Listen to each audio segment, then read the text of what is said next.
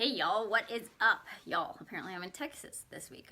Okay, so I apologize, the lighting is terrible in here, but it is what it is. So, I just wanted to chat with you guys a little bit. Hope you guys all had a great weekend. When you jump on, give me a hello, give me a hi. Seriously, I look so pale. All right, anyway, so I posted yesterday that we were going to start talking about the 6 human needs. I did my 14-day happiness project couple weeks ago, and a lot of people really responded well to this topic, so I decided that I wanted to chat with you guys about it. So let me know. I'd love to hear your feedback after we go over these. So there's basically, when I joined my Hungry for Happiness group, that was kind of the thing we started with, was the 6 human needs and how are they showing up in your world.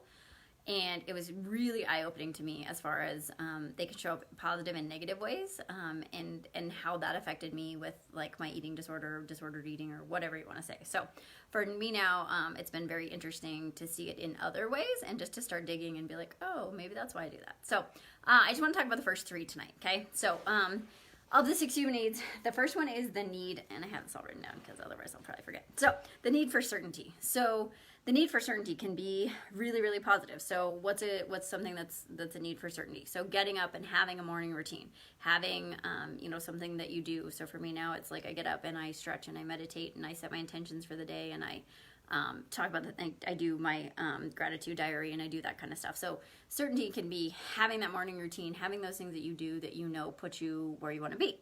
Okay, so that's a positive. So the negative for the need for certainty, for me personally, it was for a lot of years, it was like I was certain that I was always messing with my macros. I was always messing with my food. I was always looking for the next diet. Like I was certain I was always messing with it. Okay, my macros also became a very like addictive thing, in that I had to hit those numbers specifically. Like that was my certainty. Like as long as I hit my numbers, like my worth as a person, and again, I'm never saying macros are a bad thing, just for me it wasn't a good thing. But like my need for hitting my numbers was this crazy like need for certainty. Like I had to know that I hit my numbers right on or I felt like a terrible person. Okay, so that's for me like how it came out in a negative way. So for a lot of people, like think about what are you doing in your life that you're getting your need for certainty that's a good thing, and where are you getting it as a bad thing. And so for a lot of us, need for certainty could be, for me it's knowing that my husband loves me, and knowing like just the simple things in my life. Like I have a morning routine, I am certain that my husband loves me, etc., etc. Let's see, what else did I write down for mine? Because I was gonna share mine. Knowing that I have a workout schedule. Like I know that I work out at this time during the week, yada yada yada. Okay, so I know that I have set things that happen in my life. And coaching, like that's a thing I do every single day that I love, and it meets my need for certainty. So the next one is going to be the need for variety. The total opposite of certainty. So for so many people, the need for variety can come out in really good and bad ways. So need for variety can be needing to go on vacation, needing to read a different book, having lots of activities, traveling, just doing things that aren't in your norm, which is awesome. For so many people, if we're talking about food, and that was, like I said, when I started down this journey, that was the thing I needed. The need for variety when you're trying to follow a diet, which I hate that word, is you're just like, I need something different, right? I have to eat different food. I have to do this. I have to do that. And so your need for variety, and that was for me, like my need for variety came out in like, well, I need to drink this or I need to drink that,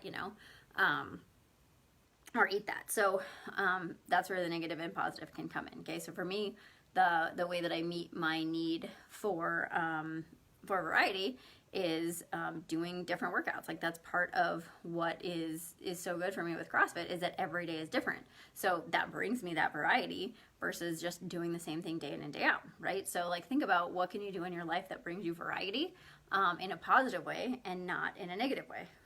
For me, like learning new things in my job, that was a really good way for me to have variety. That didn't have anything to do with food, learning new skills, learning new strategies, all of those kind of things. So what can you go do that will lead to variety in a positive way? Okay. And the last one I want to talk about today is the need for love and connection. So, so many of us, like obviously being in a good partnership, being in a good community, having connections. Hey, Kristen, is really important for our need for love and connection. So we see that a lot of times in negative ways, of people that stay in bad relationships because it's safe, or they think it's safe because they have that need for love and connection. People that, you know, are in gangs, and I mean, that kind of stuff you guys probably are doing, but maybe. So it's really important, I think, to make sure you're meeting this need in a positive way. So, you know, if you're not in a, you know, in a relationship, you know, a emotional or a boyfriend, girlfriend, husband, wife, girlfriend kind of relationship, like there's lots of other ways to meet that need for love and connection. So that is through community. So for me, again, that's with CrossFit, because that's my connection. Like, I'm connected to all of those people. Obviously, I get love and connection from my husband and from my kids and from my family, but I also get it from that sense of community. And quite honestly, you guys, I think there's not enough community in this world.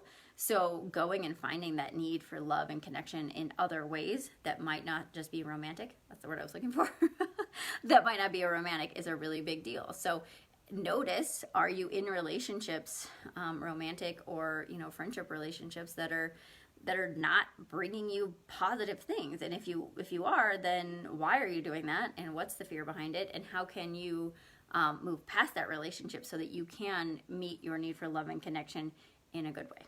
Okay, so those are the first of the 3 human needs. So I would encourage you guys, think about this a little bit, look at your life, look at your patterns, look at your habits, look at the things that you feel like you're doing in a positive way and things you're doing in maybe not as positive a way, and see how maybe you can change those things and how they impact your life. So that's the first 3. I'll go live tomorrow with the next 3. But if you guys have feedback, I would love to hear this. I know in our group there was just so many people that were like, wow, that was really eye-opening to start to see why I do some of the things that I do. So that's what I have tonight. I hope you guys are having an awesome Monday. I can't believe it's September already, but anyway,